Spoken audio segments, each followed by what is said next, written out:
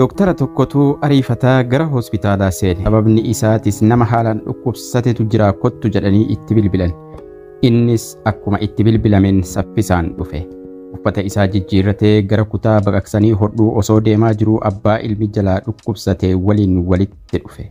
Yeroo kana abbaan dallansuudhaan maal jechuu keeti? Maaliif turte? Ilmi kiyya rakkoo hamaa keessa akka jiru hin beektu? Bar dalagaa kana nama haa tajaajiltaniif isin qaxaran jedhee iyyaa dooktaricha gaafate.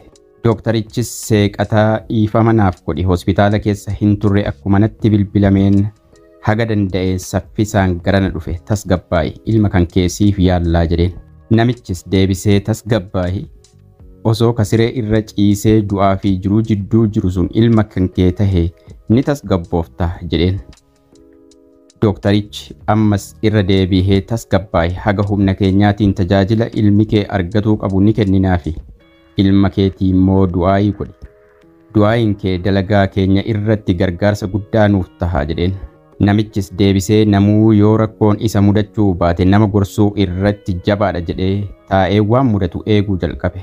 Sa'aatii muraasa booda mucaa dhukkubsate baqaqsanii hodhan, wanti hunduu nagayaan raawwatame.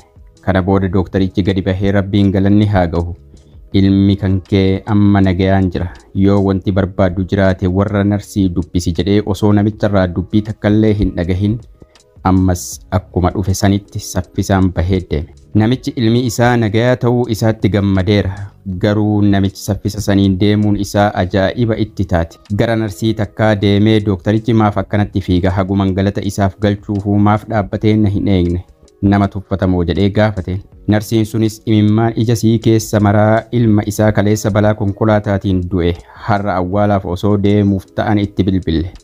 Awwaala dhiisee ilma keetiif jecha garana dhufe. Amma dalagaa kana waan ofirraa geesseef ilma isaa gaggeessuuf deemeera jetteen. Namichis rifatee teessoo kooriidaraa hospitaala keessa jiru irra gadi taa'ee waan tokko murteessuun dura haalaan itti yaadi. Waan hunda ija kan kee qofaan hin laalin, yeroo tokko tokkos bakka namoota biroo bu'uutiin ilaali.